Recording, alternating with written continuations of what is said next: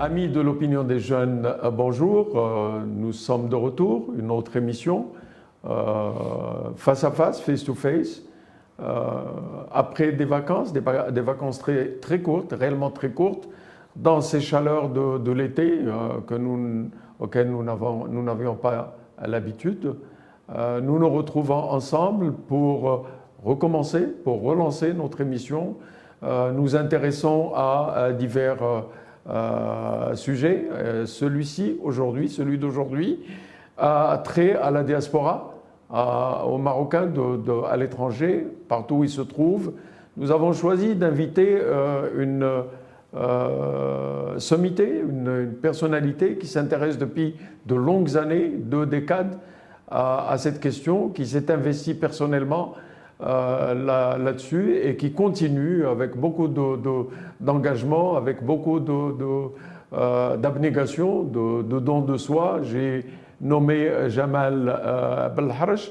Jamal Belharch, bonjour. Bonjour. Je vous remercie de nous avoir rejoints, Merci à vous pour d'avoir l'invitation. accepté de nous rejoindre. Je vais faire quelques retours sur ce que vous êtes. Vous êtes franco-marocain, marié, père de 3 enfants.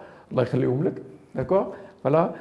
Vous êtes diplômé de l'université de Saint-Denis, du programme Top Management de l'INSEAD, okay? Fontainebleau et du programme de management général avancé d'HEC, exécutif.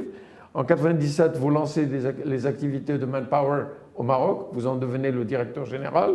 Et puis ensuite, en 2000, vous étendez cela en Tunisie, puis en 2004 à d'autres pays, notamment aux Antilles, océan Indien, Nouvelle-Calédonie, filiale extérieure de Manpower France. En 2001, vous créez le Centre des jeunes dirigeants au Maroc, d'accord, pour contribuer au changement des mentalités, dites-vous, des entrepreneurs. Nous reviendrons là-dessus, changer les mentalités comment. Vos maîtres mots sont engagement, citoyenneté, je souligne citoyenneté, réflexion, expérimentation. Parmi les propositions figurait l'indemnité pour la perte d'emploi qui vit le jour 10 ans après. Voilà, un grand travail qui finalement aboutit 10 ans après. Vous auriez aimé que ça aboutisse plus tôt, mais le fait est là. En 2006, vous créez le réseau international de la diaspora. Vous allez revenir à la charge en 2022, 2023 pour fédérer la diaspora marocaine, c'est ce que vous dites, et mettre en place une structure de rencontre et d'aide pour les Marocains de l'extérieur. Nommé par Jean-Pierre Raffarin, Premier ministre français dans le temps, conseiller du commerce extérieur français, vous contribuez à donner une image dynamique du Maroc en mouvement. En 2008, vous êtes également président fondateur de la Fédération nationale des entreprises du travail temporaire. Là également une action qui a fait son chemin. Vous proposez plusieurs mesures qui tournent autour de la transparence, du respect de la loi et d'une meilleure protection des agents intérimaires. En 2010, vous publiez un livre. J'aurais aimé avoir ce livre. Voilà, Envie de Maroc. Envie de Maroc pour partager votre histoire et votre patriotisme responsable et authentique. Voilà le message. Grand militant pour la lutte contre le chômage au Maroc et les droits des salariés, vous avez initié la couverture maladie, la bancarisation pour les salariés temporaires et le projet de loi pour le travail temporaire. Dans le cadre de vos mandats successifs au sein du patronat marocain, la CGM pour ne pas la nommer, vous mettez en place le pacte national pour l'emploi avec 20 mesures clés, dont 2 ont été approuvées par le gouvernement et mises en pratique. En janvier 2012, vous faites signer aux partenaires sociaux un accord avec le patronat dans le cadre de la médiation sociale et en janvier 2013, vous faites signer le pacte social pour une compétitivité durable et un travail décent entre la CGM et les principales centrales syndicales, je nomme UMT, UGTM et UNMT. Moment historique, un grand pas pour le Maroc. Ces signatures impliquent un lancement commun de chantier d'avenir où, ensemble, patronat et syndicats traiteront des sujets comme la prévention et la gestion de la conflictualité, le dialogue social et la promotion du champ conventionnel, la conformité sociale, la promotion de l'emploi et de la compétitivité. Je vais continuer parce que je suis vraiment je manque de mots. Je vais continuer, tu vas me permettre de le faire. En 2013, l'Organisation internationale des employeurs vous désigne à la tête d'une task force africaine sur l'emploi et l'employabilité et a impliqué les syndicats et employeurs africains. Le travail de la task force a abouti à la publication d'un livre blanc sur l'emploi en Afrique à l'issue de 2 événements organisés à Casablanca avec l'ensemble des partenaires, employeurs et syndicats africains, sous le haut patronage de Sa Majesté le Roi.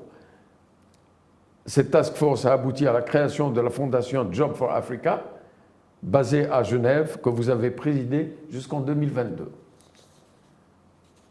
Votre militantisme sur les questions de l'éducation au Maroc, et nous y reviendrons, vous met à la tête de la fondation Zakura pour l'éducation en tant que président de 2013 à 2022.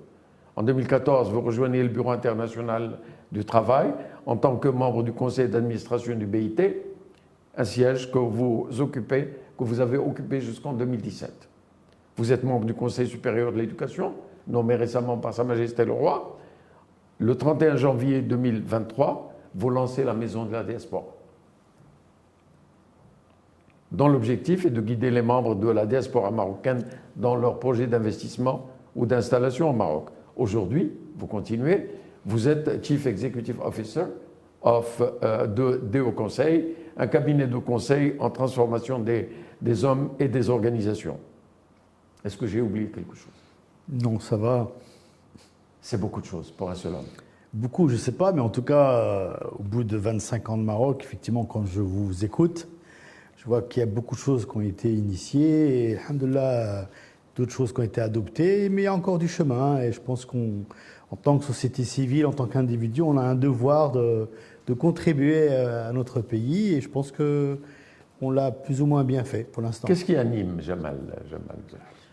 Ce qui anime Jamal Belarache, c'est vraiment cette volonté contributive. Moi, depuis toujours, j'étais un militant, donc même en France, puisque c'est là-bas que j'ai grandi, que j'ai milité déjà à l'époque, en tant qu'acteur économique, mais aussi en tant qu'acteur social. Et le fait de revenir dans mon pays d'origine en 1997, c'était pour moi une belle opportunité de se dire comment ce que j'ai appris ailleurs peut être utilisé par mon pays d'origine. Et cette volonté de vouloir être un contributeur dans le cadre d'un régime qui a été installé par Sa Majesté donc en 1999, on a tous vu une dynamique nouvelle. Et cette dynamique nouvelle avait besoin de soldats, de maçons, entre guillemets, donc in fine. Il y avait tellement de chantiers. Et moi, le chantier qui m'a toujours animé, c'est l'individu. Donc l'individu, c'est d'abord l'éducation, c'est l'emploi, c'est la dynamique sociale. Et c'est important de dire comment on fait société ensemble. Et comme vous l'avez dit tout à l'heure, à travers le CJD, c'était de dire il faut impérativement créer une nouvelle génération d'entrepreneurs. Il y a la première génération qui a fait ce pays, qui a bâti ce pays, mais le monde était en train d'évoluer. Il fallait une nouvelle génération qui accepte l'idée que le collaborateur est au centre de la création de valeur. Parce que ça, on l'a souvent oublié. Hein. On pourra peut-être parler des chiffres tout à l'heure, hein, les chiffres sociaux, sur les gens, sur le SMIC, sur les gens déclarés ou pas. Et pour moi, ça m'a toujours hanté. C'est pour ça que, à travers mon travail, que ce soit Manpower, l'intérim, mon combat sur la déclaration des gens, sur la dynamique sociale, qui est toujours d'actualité d'ailleurs. Hein. Absolument. Et moi, ce qui m'anime, c'est faire grandir les gens. Parce que moi, j'ai eu la chance d'être... mes parents, je suis enfant unique, donc j'ai évolué dans un pays où le militantisme a commencé assez tôt. Parce que vous restez quand même étranger dans un pays dans les années 70, etc. Et on n'aime pas l'injustice. Et moi, je vois beaucoup de choses comme étant injustes. Et donc, je me dis, comment moi, je peux contribuer modestement? Si je prends l'exemple que j'ai vécu en France, la problématique de l'immigration, elle a été posée à l'époque. Aujourd'hui, elle est beaucoup plus profonde qu'avant, Dieu merci. On a vécu mieux que les jeunes aujourd'hui de l'immigration vivent en France, par exemple. Et on le voit avec les derniers événements, le chômage de masse des jeunes de l'immigration. Comme je le disais à quelqu'un tout à l'heure, il y a des jeunes en France qui sont nés avec leurs parents qui étaient au chômage. Moi, je n'ai pas vécu ça. Moi, j'ai eu la chance d'avoir un père travailleur, taxi parisien, qui se levait à 4 h du matin pour aller à Paris, revenir le soir tous les jours pendant plus de 30 ans. Donc la valeur travail, on sait ce que c'est. Et aujourd'hui, quand on vient au Maroc et on voit ce qui se passe dans les entreprises en particulier, l'informel, les gens qui travaillent, qui ne sont pas déclarés, on se dit mais c'est pas normal, comment on peut faire société ensemble s'il y a des gens qui travaillent, qui ne sont pas déclarés, donc ils n'ont pas de couverture sociale, donc ils ne pourront pas se soigner comme il se doit, etc. Et heureusement aujourd'hui, quand vous voyez que Sa Majesté a lancé un énorme chantier sur la généralisation de la couverture sociale, on se dit, in fine, alhamdoulilah, même si on n'a pas de pétrole, on n'a pas de gaz, il y a des dynamiques qui se mettent en place. C'était anticipé, 97, c'est un retour. C'est une décision. C'était une opportunité. Non. C'était une opportunité qui est arrivée. Un cabinet de chasseurs de tête m'a approché en me disant voilà, il y a Manpower qui veut lancer quelque chose au Maroc. Est-ce que ça t'intéresse? J'ai dit why not? J'ai demandé à mon épouse si elle était OK pour vivre l'aventure marocaine. J'avais déjà 2 enfants qui étaient là et le 3e était en train d'arriver. Il est arrivé au mois d'avril, au moment où je venais au Maroc. Et tout de suite, la lumière, voilà. Parce qu'en même temps, quasiment 1 an et demi avant, j'ai eu la chance d'être invité par Sa Majesté Feu Hassan II, qui était de passage à Paris. Et donc, en l'ayant écouté, en le voyant là, au pavillon d'Hermenonville, exactement, je me souviens du lieu, c'était au mois de mai 96. C'est là où il s'était adressé à la communauté marocaine. Absolument. Et là, n'étant pas arabophone, je me suis fait traduire ce qu'il disait. Et j'ai été touché en plein cœur, entre guillemets, parce que moi je suis un homme de cœur, moi je suis authentique, donc si je ne sens pas, je ne fais pas.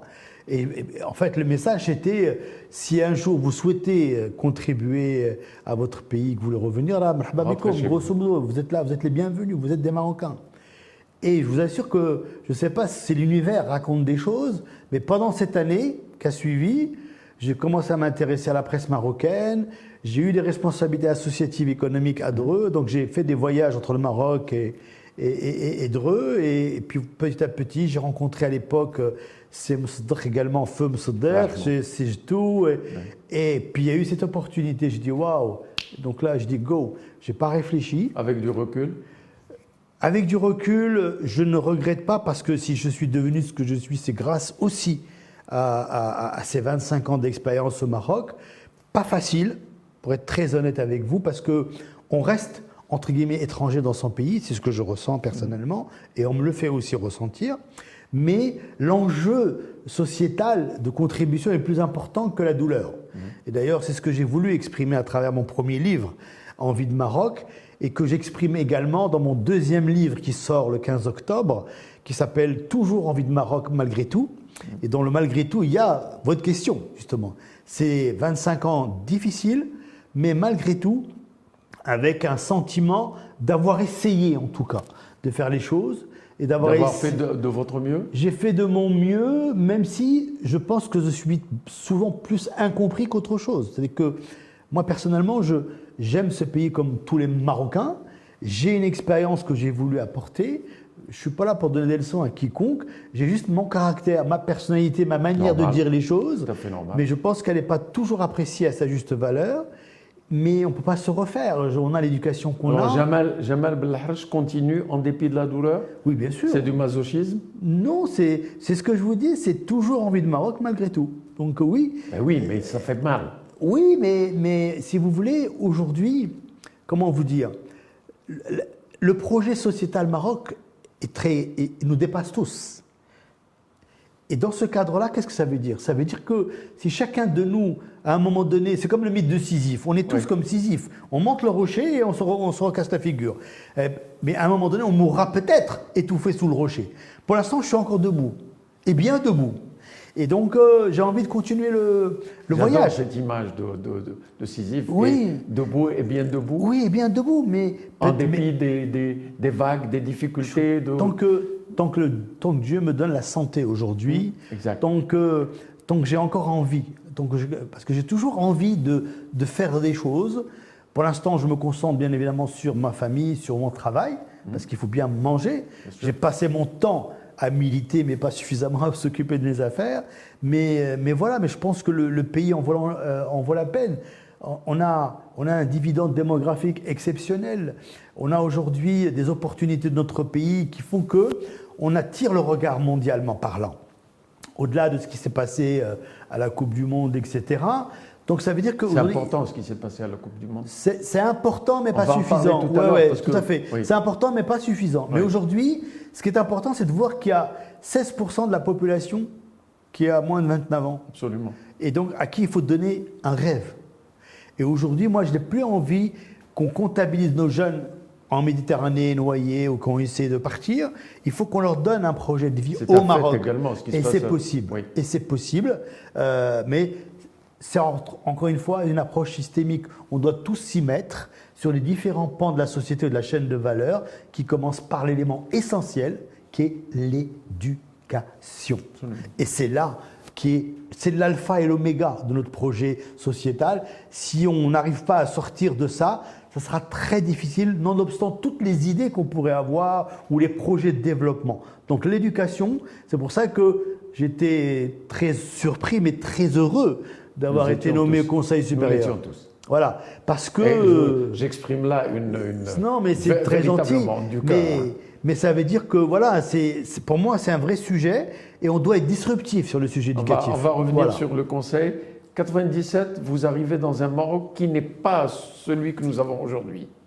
Il y avait des perspectives pour qu'il devienne ce qu'il est aujourd'hui? Écoutez, moi, quand vous pouviez le projeter en 97? En tout cas, avec le projet que j'avais entre les mains qui était Manpower, où le travail temporaire était quasi inexistant, ou alors il se pratiquait dans les caves. Mais comme j'ai toujours dit, j'ai eu la chance d'avoir entre les mains, comme si j'avais ma propre boîte, mais avec les moyens d'une multinationale. Parce que je n'étais que salarié de Manpower, alors que toutes les personnes qui me connaissent pensent que Manpower était à moi. Non, je n'étais que salarié. Donc, je me suis engagé totalement en me disant, mais je vais créer le vrai marché du travail temporaire en donnant un statut aux gens, en les déclarant. Donc, ça veut dire que déjà à l'époque, dans ma tête, c'était, il faut montrer l'exemple. Avant de dire, il n'y a qu'un faucon. Moi, j'ai essayé de faire avec Manpower et alhamdoulilah, 20 ans après, c'est une société que j'ai laissée avec 520 millions de chiffre d'affaires, 10 000 intérimaires, une dizaine d'agences, avec un statut du travail temporaire, puisque j'ai contribué modestement à l'élaboration sur la loi du travail temporaire de 2004. Donc, c'est-à-dire que je ne me suis pas posé la question. Pour moi, le Maroc était déjà un pays d'opportunité et d'avenir dès lors que chacun jouait son rôle. Mais il est différent aujourd'hui, ce Maroc. Mais il a muté. Il a muté. Le Maroc d'aujourd'hui n'est plus le même.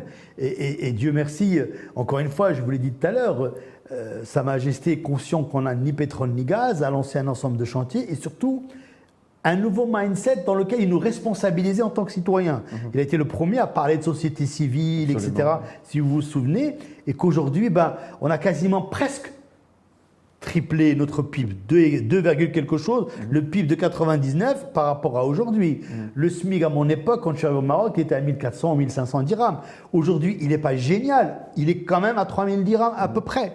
Donc, on peut dire qu'il y a beaucoup de choses qui ont évolué. C'est-à-dire que je suis le premier à dire qu'il y a des choses qui ne vont pas, mais on ne peut pas être nihiliste. Il y a des choses qui ont énormément changé et qui ont fait avancer ce pays. Mais il reste beaucoup à faire si on veut vraiment être dans le concert des nations développées et surtout proposer une alternative à notre jeunesse qui aujourd'hui est en attente de quelque chose. Ça, c'est important. Quel est notre âge? Notre âge? Quand nous commençons à faire cette évaluation et quand nous disons voilà ce qui a été réalisé, voilà ce qui aurait dû ou pourrait ou devrait, quel est notre âge? 60 ans? 70 ans? Je ne sais pas dans quel sens votre question... Notre pays? Notre pays aujourd'hui... je n'ai pas parlé de notre histoire. Oui, non, mais justement, parce que le problème, c'est que... Enfin, le problème, non, ce n'est pas un problème. C'est que la chaîne historique ou la profondeur historique de notre pays, dans chaque phase, il y a eu des choses qui étaient utiles par une génération qui a été faite. D'accord ? Il y a eu l'indépendance, l'Istiqlal, etc. Il y a eu une génération de capitaines d'industrie. On aime ou on n'aime pas, mais ils ont fabriqué un Maroc économique, etc. Mais le monde a changé, est en train de changer. Sauf que la vitesse de transformation du monde s'est accélérée sur les 30 dernières années. Donc aujourd'hui, on ne peut pas rester dans le même rythme que de l'époque. Nous ne le sommes pas. Non, mais justement, mais on doit accélérer davantage. C'est que nous, le problème, c'est qu'on a un rythme assez lent dans la transformation. Alors, accélérer davantage, comment? Qu'est-ce que vous suggérez? D'abord, on a un sujet capital humain, qui est le premier sujet. On a un sujet capital humain. C'est pour ça qu'on revient au système éducatif. On a quand même pratiquement sacrifié quasiment deux générations dans le cas de système éducatif. Donc, et c'est pour ça que l'accélération, c'est d'abord dans la mise en œuvre des réformes sur l'éducation qui est fondamentale Des transformations. pour pouvoir se dire, Inch'Allah, dans 30, 50 ans, on aura à peu près un dispositif capital humain qui sera en capacité de. Et puis en même temps, il y a le capital humain existant aujourd'hui qu'il faut transformer, auquel il faut donner de nouvelles compétences. On parle beaucoup de révolution technologique, quatrième révolution industrielle, mais aujourd'hui, combien de nos cadres ou de nos jeunes sont en capacité, ont les compétences nécessaires? Donc il faut qu'on accélère. On n'a toujours pas de stratégie nationale sur le digital aujourd'hui ou sur la technologie. Donc c'est pour ça qu'on n'a plus le temps d'avoir le temps. Il y a des réformes sur lesquelles on peut avancer vite, mais les autres, il faut encore accélérer davantage. Donc, et vous voyez qu'on revient toujours au capital humain. La preuve, lorsqu'on a voulu développer une stratégie sur les énergies renouvelables, on a réussi à faire Nord 1, Nord 2, c'est en train de bouger.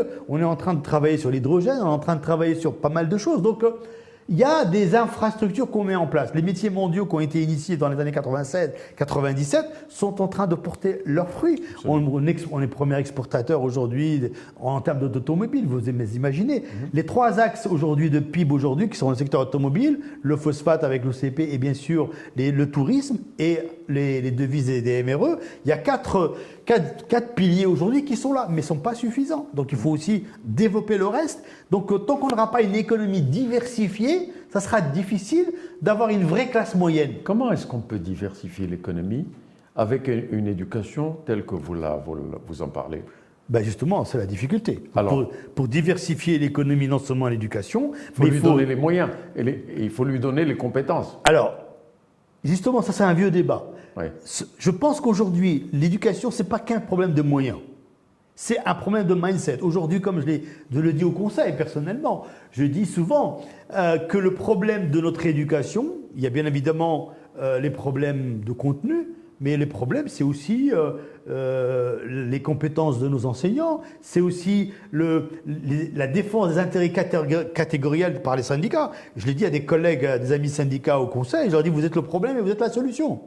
Donc maintenant, il faut qu'ensemble, on se dise qu'est-ce qu'on veut. Mais on ne peut pas passer notre temps à défendre des intérêts catégoriels pendant que nos enfants n'ont pas le contenu pédagogique qu'il faut. Il faut une révolution pédagogique. Avec la technologie aujourd'hui, demain, les enfants ils vont s'éduquer tout seuls si on continue comme ça. Donc il faut juste que les gens voient le monde tel qu'il est en train d'arriver. C'est un tsunami qui est en train d'arriver. Si on ne le voit pas, on risque de le payer très cher. Donc il faut qu'on embrasse ce tsunami technologique, qu'on repense notre contenu pédagogique, qu'on aide les enseignants à voir le monde différemment et qu'on les forme plus vite et mieux.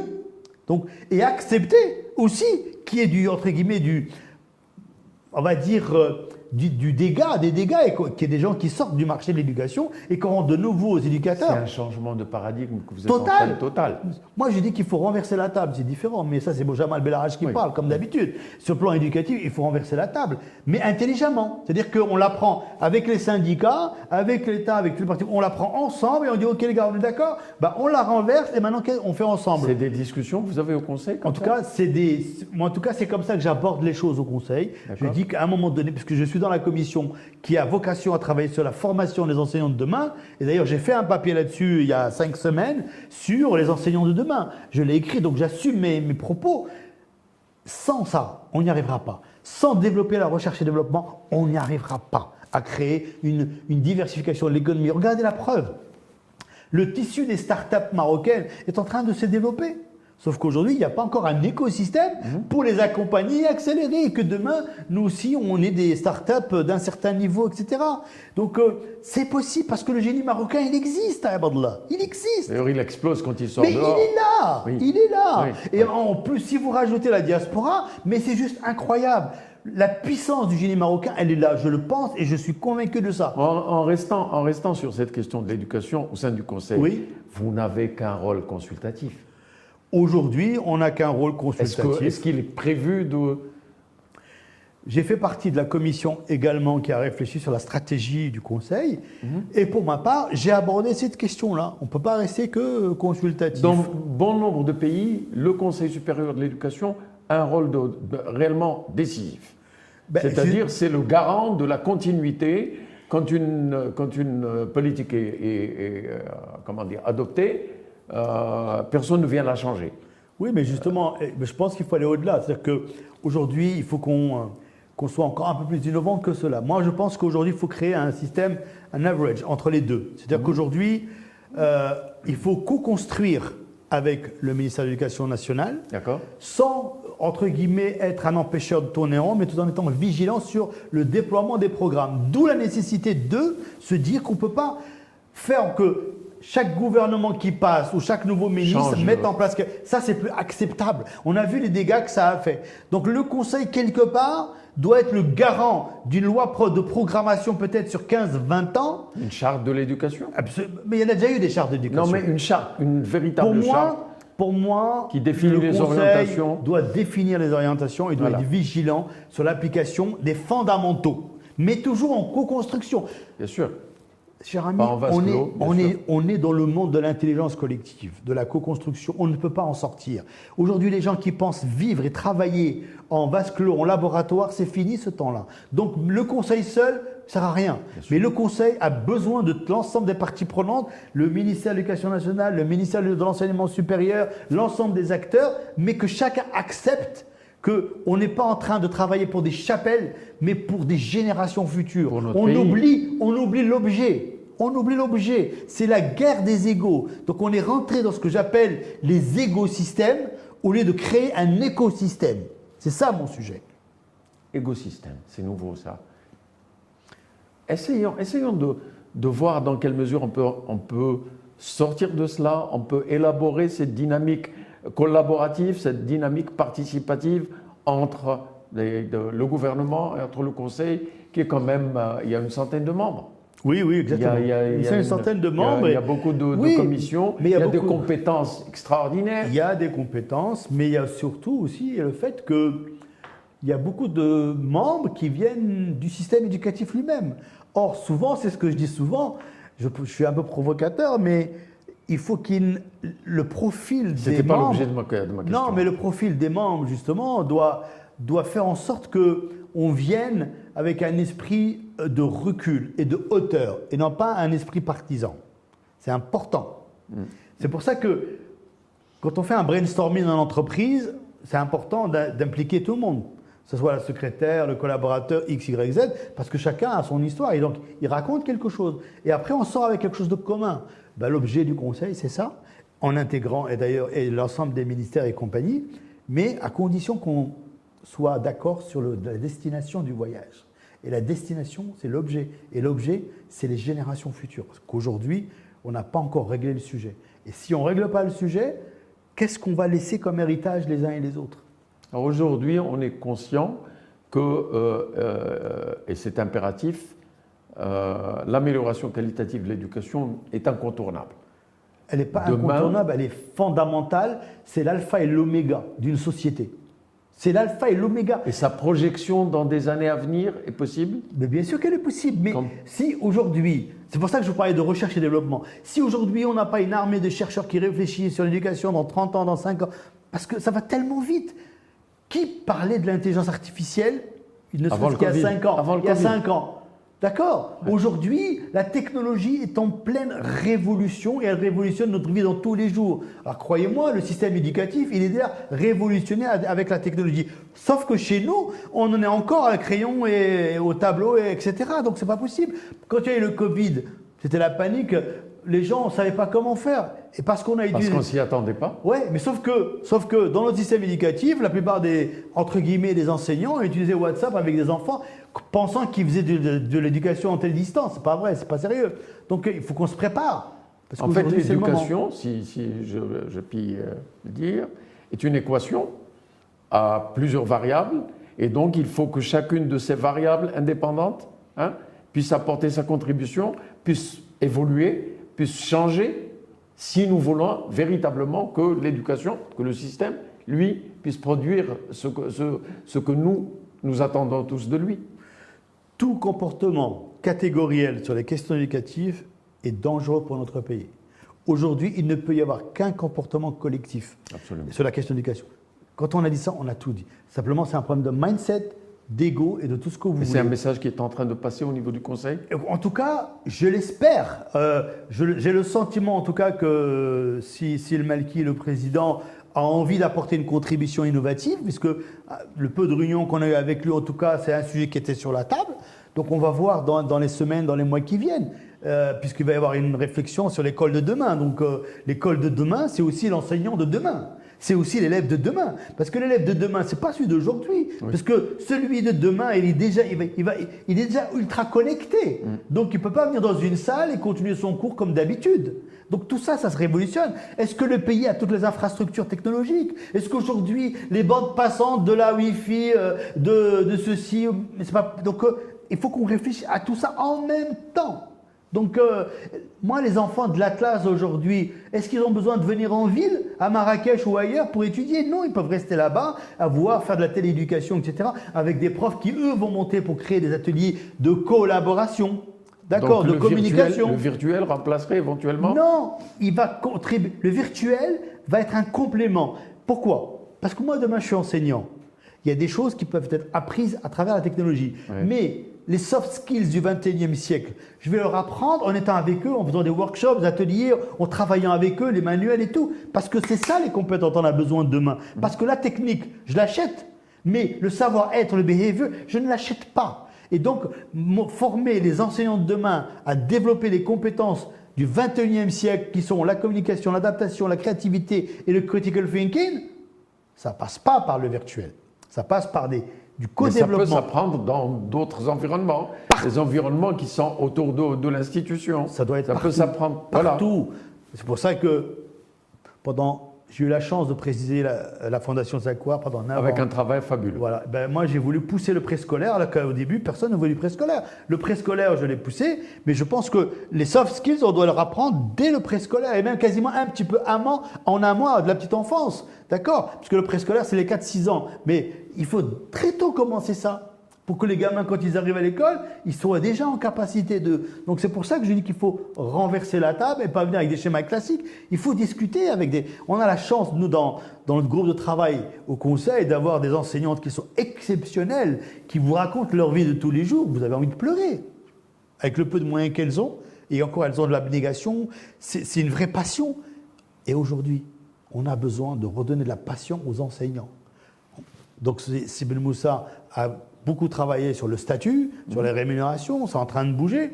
Il faut qu'on redonne cette passion d'envie de transmettre. Ramener l'enseignant pour qu'il redevienne la pièce centrale. Lui redonner un vrai statut, absolument, oui. Qu'il n'a pas aujourd'hui. Quand il arrive et qu'il trouve une salle cassée, les vitres cassées, les chaises... Qu'est-ce que vous voulez qu'il ait envie? Comment nos enfants sont respectés? On doit respecter nos enfants. Moi, une des premières choses que j'ai faites à Zakoura, c'est quand les modèles d'école, de classe de préscolaire, je leur ai dit, une classe de préscolaire dans le rural doit être identique que dans une ville, dans l'enfant. Il faut commencer par là. Donc c'est pour ça qu'il faut donner aux gens, aux gamins, l'envie d'apprendre, il faut donner l'envie aux enseignants d'enseigner et il faut donner envie aux parents, ou plutôt installer chez les parents la confiance dans notre système d'éducation publique. Parce que je rappelle qu'on parle beaucoup du privé, mais ça représente à peine 15%. Donc le reste, c'est quand même le public. Même c'est à peu près dans le dernier rapport de Tsel Halimi, je crois qu'on est à 12-13%. C'est ça. Et aujourd'hui, il me semble que l'éducation est une fonction régalienne. Donc c'est la responsabilité de l'État. En aucun cas, elle ne pourra être sous-traitée au privé totalement. Il faut laisser la liberté aux parents d'aller là où ils veulent, mais pour la masse des Marocains, il faut leur donner une école de qualité. Et c'est possible, puisque post-indépendance, on l'a prouvé. La génération de nos politiques, pour la plupart d'entre eux, ont été dans les systèmes publics. Absolument. Après, ils sont partis faire leurs études supérieures à l'étranger, très bien. Mais quand même, c'est-à-dire que le système d'éducation publique marocain a produit des gens de qualité et il est capable de continuer à en produire pour les générations futures.